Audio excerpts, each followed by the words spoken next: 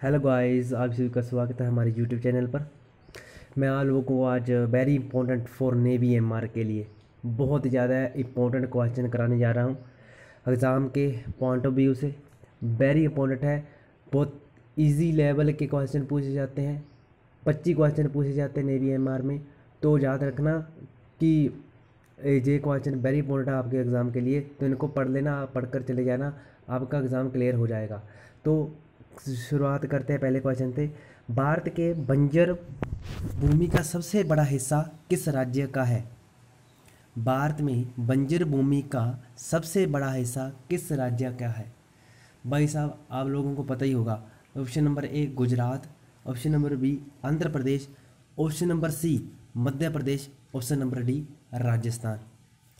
तो इसका आप लोगों ने टिक भी कर दिया होगा। तो इसका option number D is right answer है। तो जो भारत का सबसे बंजर भूमि का सबसे बड़ा हिस्सा है वो राजस्थान है। राजस्थान के बारे में और याद रखना कि इसके पश्चिमी भाग में थार रेगिस्तान, जो सबसे बड़ा रेगिस्तान है, जिसको हम थार पाकर भी कहते हैं। तो इसके पश्चिमी भाग में एक रेगिस्तान है सबसे बड़ा, उसका नाम है थार रेगिस्तान, जिसे हम थार पाकर रेगिस्तान भी कहते हैं। और इसकी वेरी इंपॉर्टेंट राजस्थान की नदी यही पूछी जाती है कि लुनी नदी किस राज्य में बहती है? तो लुनी नदी राजस्थान में ही बहती है।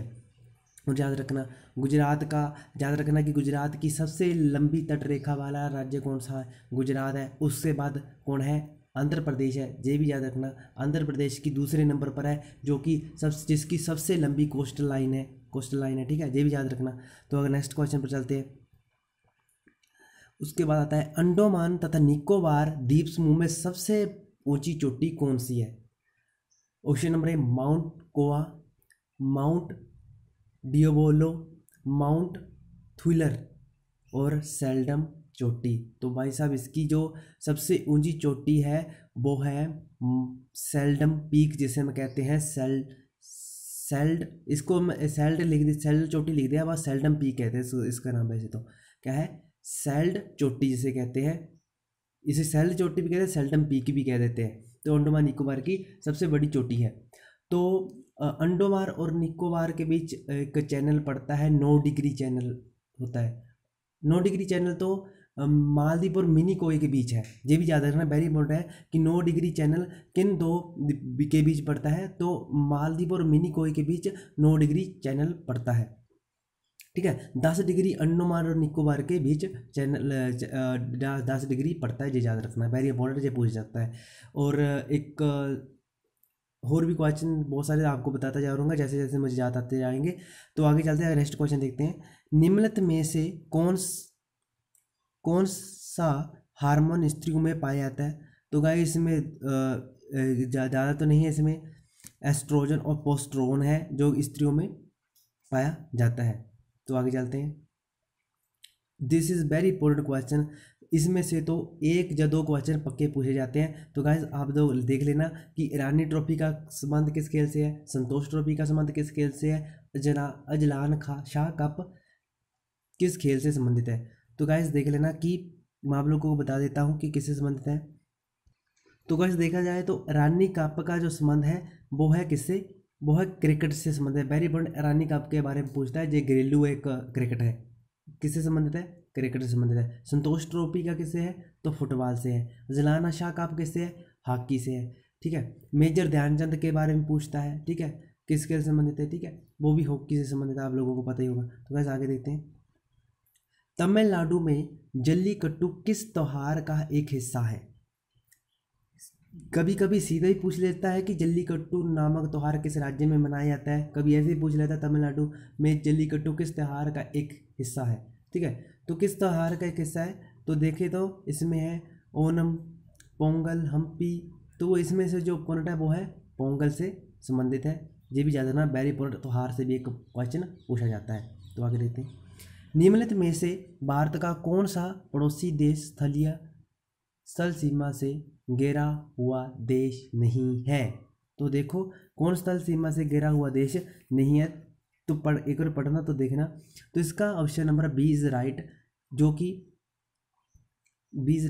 कि म्यांमार एक ऐसा देश है जो मतलब कि स्थल सीमा से नहीं घिरा हुआ है, ठीक है, भारत के साथ, ठीक है, जो पानी की सीमा भारत के साथ बनाता है। और श्रीलंका भी पानी का, जिसमें भारत और बीच में पाक संधि है, श्रीलंका और भारत के बीच कौन सी संधि है, पाक जल संधि जिसे कहते हैं, उससे एक उनके बीच एक इधर ऊपर पासे को बंगाल की खाड़ी, नीचे अरब सागर, ठीक है, ये भी याद रखना, ठीक है। उनके भारत और श्रीलंका बीच कौन सी खाड़ी है, पाक की खाड़ी है, ठीक है, ये भी याद रख लेना।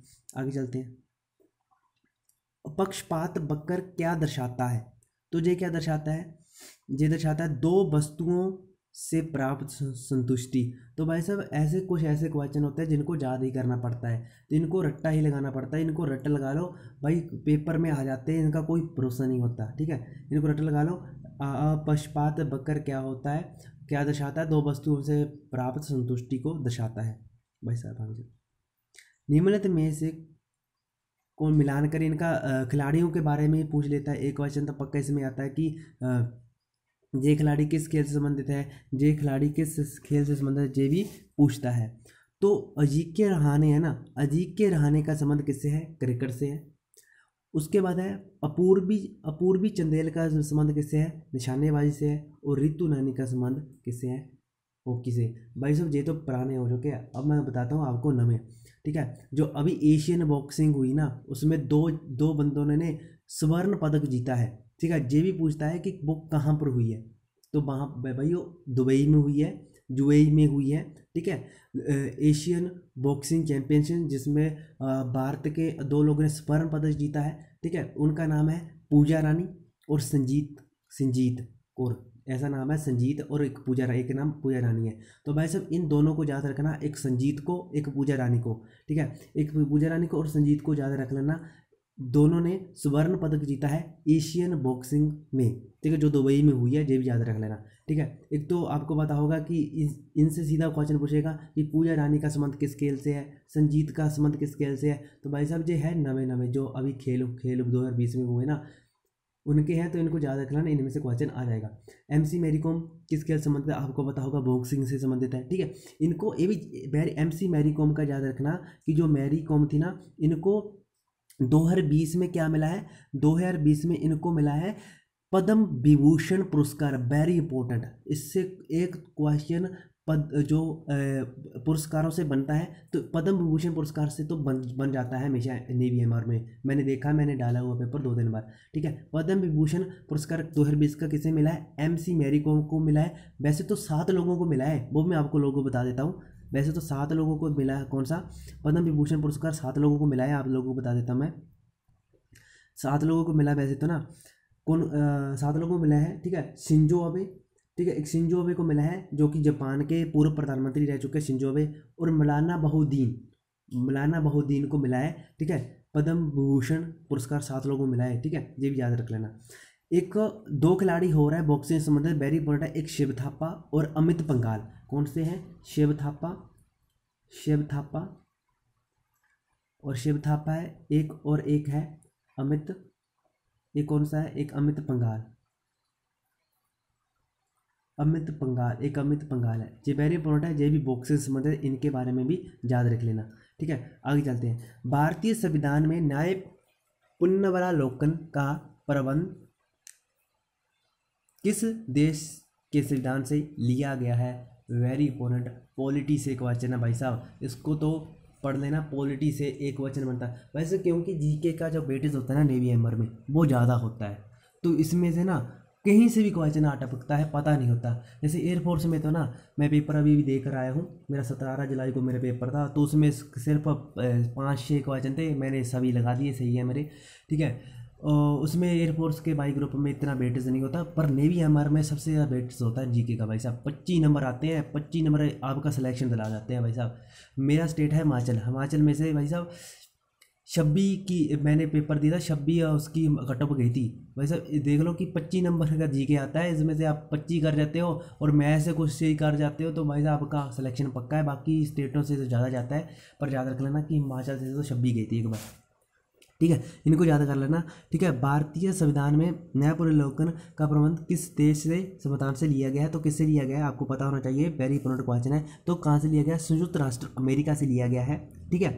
अमेरिका से सिद्धांत से लिया गया है। तो एक और याद रखना, संसदीय प्रणाली, संसदीय प्रणाली किस देश से ली गई है, ठीक है, कौन सी संसदीय प्रणाली का याद रखना, संसदीय प्रणाली किस देश से ली गई, तो ब्रिटेन। संसदीय प्रणाली कहाँ से ली गई है, ब्रिटेन से ली गई है, वेरी इंपॉर्टेंट है, ठीक है। और आपको और बता देता हूँ कि संघीय व्यवस्था कहाँ से ली गई है, संघीय व्यवस्था कनाडा से ली गई है, ठीक है, कौन सी संघीय व्यवस्था कहाँ से ली गई है, संघीय व्यवस्था कनाडा से ली गई है। और नीति निर्देशक तत्व जो है ना वो कहाँ से लिए गए, वो आयरलैंड से लिए गए, वेरी इंपॉर्टेंट। इन 3-4 जो मैं आपको बताया ना इनको लिख लो, इनको याद कराना, इनमें से एक पेपर क्वेश्चन आ जाएगा, ठीक है। आगे देखते हैं अगला क्वेश्चन।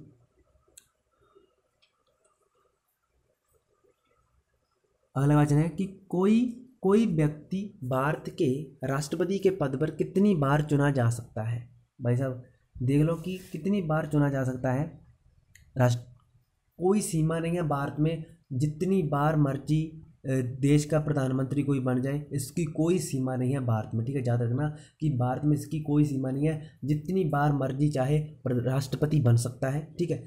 पर याद रखना कि इसकी जो राष्ट्रपति की जी वेरी इंपॉर्टेंट है कि जो राष्ट्रपति की शक्तियाँ होती ना वो अनुच्छेद 52 में, आर्टिकल 52 में निहित होती है, ठीक है। इसके अंतर्गत इसकी स्थापना पद का जो भी इसका लिखा हुआ है, वेरी इंपॉर्टेंट इसके लिए कि इसकी जो आयु होती है ना, कितनी आयु पार करके वो राष्ट्रपति बन सकता है, तो इसके लिए 35 वर्ष, ये वेरी इंपॉर्टेंट है। एक इसकी जो शक्तियां हैं आर्टिकल 52 में, और इसके लिए कितनी मिनिमम आयु चाहिए, तो 35 वर्ष चाहिए, वेरी इंपॉर्टेंट है, ये तो ज़्यादा कर लेना भाई सब, इससे केवल पूछा जाता है। तो एक और आपको बता देता हूँ कि यूएसए में सिर्फ 2 बार राष्ट्रपति बन सकते हैं, 2 बार वो लड़ सकता है राष्ट्रपति चुनाव पर, उससे बाद नहीं बनाया जाता है उसको, ठीक है, ये भी ज़्यादा कर लेना।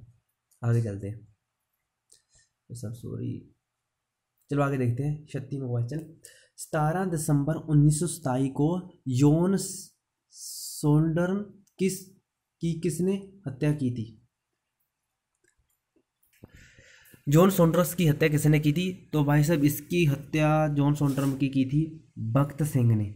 किसने की थी, भगत सिंह ने इसकी हत्या की थी, ठीक है।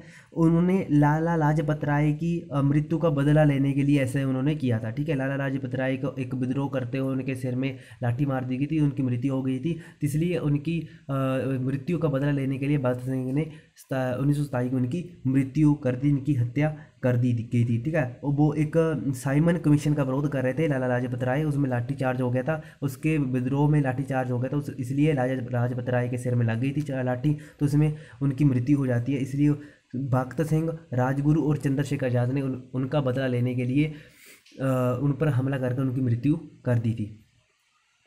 भाई साहब ये देखो, सरदार वल्लभ भाई पटेल डैश के अग्रणी थे, वेरी इंपॉर्टेंट, ठीक है। जो सरदार वल्लभ भाई पटेल थे वो डैश के अग्रणी थे, तो देख लो भूदान आंदोलन, रोलेट सत्याग्रह, बारदोली सत्याग्रह, स्वदेशी आंदोलन। तो भाई साहब आपको पता ही होगा कि बारदोली सत्याग्रह से इनका है, इनको सरदार की उपाधि भी जैसी मिली थी, ठीक है। इस जो ब्रिटिश सरकार था उन्होंने 22% की वृद्धि कर दी थी उनके जो कर थे करों में, ठीक है। फसलों में सूखा प्रभावित कर रहा था, उन्होंने सरकार ने, जो ब्रिटिश सरकार थी 1928 में, उन्होंने क्या किया कि करों में वृद्धि कर दी। सरदार वल्लभ भाई पटेल ने बारदोली सत्याग्रह चलाया, ठीक है। उसमें महिलाओं ने, बारदोली सत्याग्रह में महिलाओं ने भाई पटेल को सरदार की उपाधि दे दी थी, ठीक है, ये भी याद रख लेना। किस प्रकार के वन मुख्यतः शिवालों तथा काई से बने होते हैं। वैसे इस प्रकार के जो क्वेश्चन होते हैं इनको ना याद करना पड़ता है, जो ईवीएस के क्वेश्चन होते हैं ना इनको याद करना पड़ता है, इनको रट्टा मारना पड़ता है, जो कहीं भी आपको नहीं मिलेंगे, कहीं भी देख लेना, कहीं भी नहीं आपको मिलेंगे, ठीक है जी। बस ये तो पढ़ाए जाते हैं सीधे, ठीक है। किस प्रकार के वन मुख्यतः शैवाल तथा कटाई से बने होते हैं, तो टुरंडा वन, याद रखना कि टुरंडा वन ऐसे होते हैं जो कि शैवाल होते हैं, काई जो हरे पानी के ऊपर हरी हरी सी जम जाती है ऐसे, उसको कहते हैं शैवाल, ठीक है। काई जो होती है, ठीक है, वो ऐसी काई जो जम जाती है ना ऊपर पानी के ऊपर, ग्रीन सी कलर की होती है, उसे काई कहते हैं, ठीक है, वो जम जाती है, ठीक है, ये याद रख लेना, ठीक है। ये टुरंडा वन में ज़्यादा पाई जाती है। आगे देखते हैं। तो गाइज इतने ही हमारे पास क्वेश्चन थे आज। तो ये यदि आपको हमारी वीडियो अच्छी लगी तो आप इसको लाइक और शेयर ज़रूर करें भाई साहब, और पढ़ना तो पड़ेगा ही नेवी एमआर का पेपर, आ चुका है, फार्म भरने जा रहे हैं अभी, भरे भरे जा रहे हैं। तो भर लेना, तो हम आपको पढ़ाते जाएंगे, करते जाना जे वाले क्वेश्चन। ऐसे नहीं सोचना कि भाई साहब हम भी ऐसे सोचते थे कि कैसे याद करना है, क्या करना है। ये तो ना पढ़ना ही पड़ता है, रट्टा मारना ही पड़ता है। रट्टा, ये जे क्वेश्चन ना रट्टा, एक बार इनको लिख लो, जो जो मैंने बताया है उनको पढ़ लो, बस उनको याद करते जाओ। बस सीधे ही पेपर, मैं कहता हूँ सीधे ही पेपर में टपक जाएंगे ऐसे क्वेश्चन। तो थैंक यू गाइस, सब्सक्राइब कर लेना मेरे चैनल को। धन्यवाद।